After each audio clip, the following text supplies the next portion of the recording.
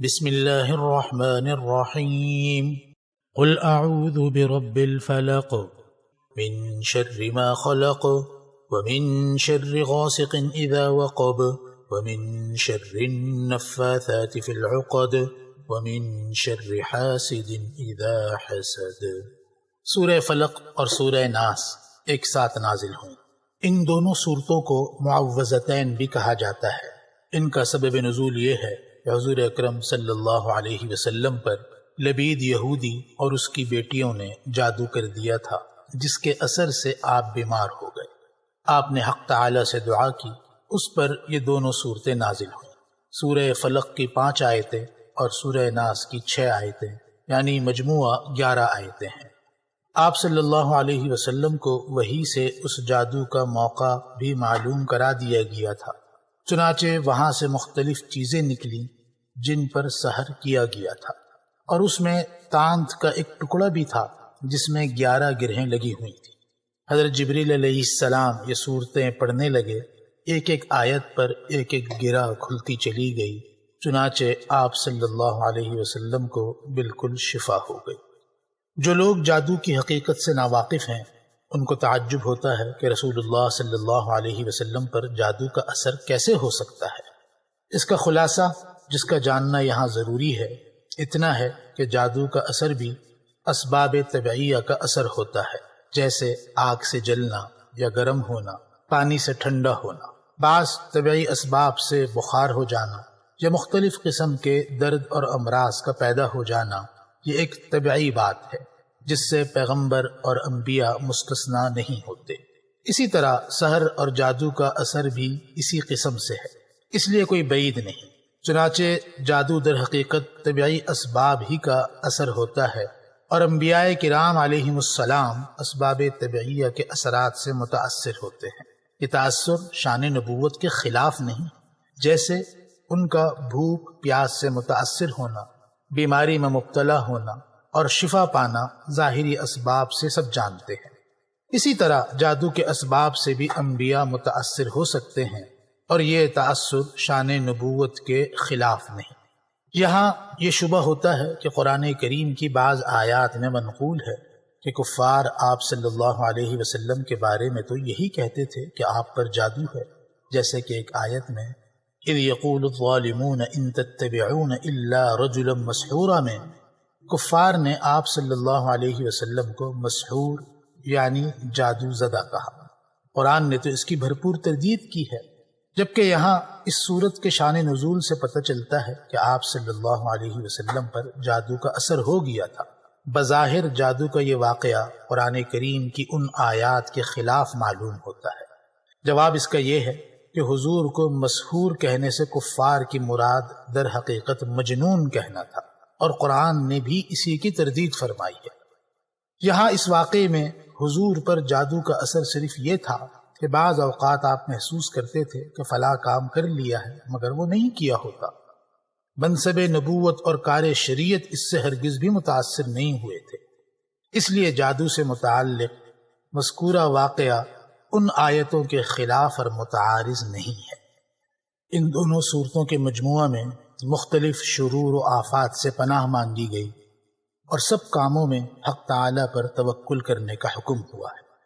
ان دونوں صورتوں میں پہلی یعنی سورہ فلق میں تو دنیاوی آفات اور مصائب سے اللہ کی پناہ مانگنے کی تعلیم ہے، اور دوسری صورت یعنی سورہ ناس میں اخروی آفات سے بچنے کے لیے اللہ کی پناہ مانگی گئی ہے، اور یہ بھی اہم ترین شرعی مضامین میں سے ہے۔ مستند احادیث میں ان دونوں صورتوں کے بڑے فضائل اور برکات منقول ہیں۔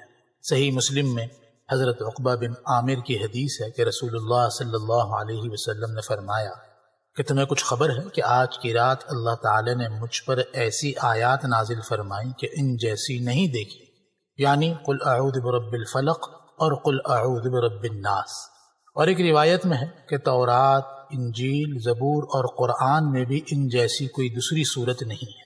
ایک دوسری روایت انہی حضرت عقبہ سے ہے کہ ایک سفر میں رسول اللہ صلی اللہ علیہ وسلم نے ان کو یہی 2 صورتیں پڑھائیں، اور پھر مغرب کی نماز میں انہی دونوں صورتوں کی تلاوت فرمائی، اور پھر فرمایا کہ ان صورتوں کو سونے کے وقت بھی پڑھا کرو، اور پھر اٹھنے کے وقت۔ اور ایک روایت میں ہے کہ آپ صلی اللہ علیہ وسلم نے ان دونوں صورتوں کو ہر نماز کے بعد پڑھنے کی تلقین فرمائی۔ خلاصہ یہ ہے کہ تمام آفات سے محفوظ رہنے کے لیے یہ دو صورتیں رسول اللہ صلی اللہ علیہ وسلم اور صحابہ کرام کا معمول تھیں۔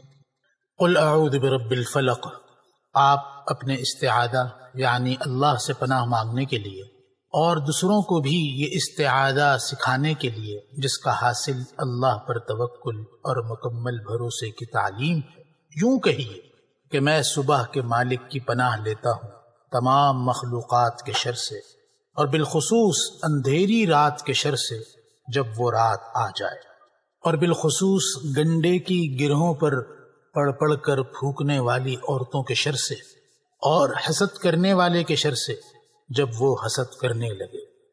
قل اعوذ برب الفلق، اس آیت میں جو اللہ کی صفت رب الفلق یعنی صبح کا مالک ذکر کی گئی، حالانکہ اللہ تو صبح و شام سب چیزوں کا رب اور مالک ہے، تو اس میں شاید اس طرف اشارہ ہو کہ جیسے اللہ تعالی رات کے اندھیرے کا ازالہ کر کے صبح کی روشنی نکال دیتا ہے، اسی طرح وہی اللہ رات کے اثر یعنی جادو سحر کو بھی زائل کر سکتا ہے۔ من شر ما خلق، تمام شرور اور آفات کو شامل کرنے کے لیے من شر ما خلق فرما دیا۔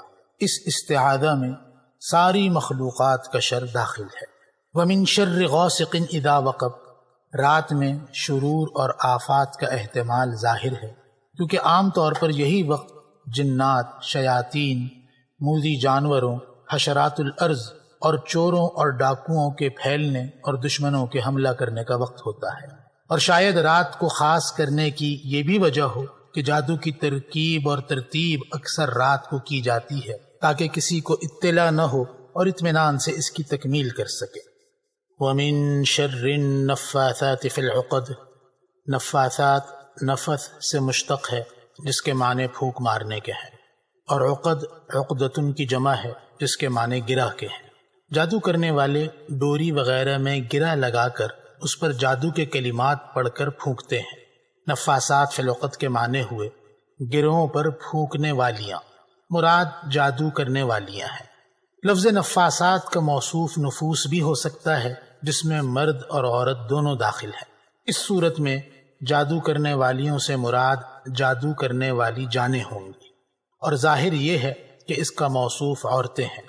عورتوں کی تخصیص شاید اس لیے کی گئی کہ جادو کا کام عموماً عورتیں کرتی ہیں، اور کچھ خلقتاً عورتوں کو اس سے مناسبت بھی زیادہ ہے، اور یہ اس لیے کہ رسول اللہ صلی اللہ علیہ وسلم پر جادو کرنے کا جو واقعہ ان صورتوں کے نازل ہونے کا سبب ہوا، اس میں جادو کرنے والیاں لبید بن عاصم کی لڑکیاں تھیں جنہوں نے باپ کے کہنے سے یہ کام کیا تھا، اس لیے اس جادو کی نسبت ان کی طرف کر دی گئی۔ اور جادو کرنے والوں سے پناہ مانگنے کو خصوصیت کے ساتھ ذکر کرنے کی یہ وجہ بھی ہو سکتی ہے کہ سبب نزول یہی جادو کا واقعہ ہے، اور یہ بھی کہ اس کا شر اور نقصان اس لیے زیادہ ہے کہ انسانوں کو اس کی خبر بھی نہیں ہوتی، بے خبری کی وجہ سے اس کے ازالے کی طرف توجہ بھی نہیں ہوتی۔ وَمِن شَرِّ حَاسِدٍ إِذَا حَسَدَ، حسد کو بطور خاص ذکر کرنے کی وجہ یہ ہے کہ آپ صلی اللہ علیہ وسلم پر جادو کرنے کا اقدام اسی حسد کے سبب سے ہوا۔ یہود اور منافقین آپ کی اور مسلمانوں کی ترقی کو دیکھ کر جلتے تھے، اور ظاہری جنگ و قتال میں آپ پر غالب نہ آ سکے تو جادو کے ذریعے اپنی حسد کی آگ کو بجھانا چاہا۔ رسول اللہ صلی اللہ علیہ وسلم کے حاسد بے شمار تھے، اس لیے بھی خصوصیت سے پناہ مانگی گئی۔ نیز حاسد کا حسد اس کو چین سے نہیں بیٹھنے دیتا، وہ ہر وقت اس کو نقصان پہنچانے کے درپے رہتا ہے، اس لیے یہ نقصان شدید بھی ہے۔ غرض سحر اور جادو کے متعلق جتنی چیزیں تھیں سب سے اس صورت میں استعاذہ ہو گیا۔ حضور صلی اللہ علیہ وسلم پر جو جادو کا کچھ اثر ہو گیا تھا اس کے ازالے کے لیے سورہ فلق اور اس کے بعد سورہ ناس کا نزول ہوا۔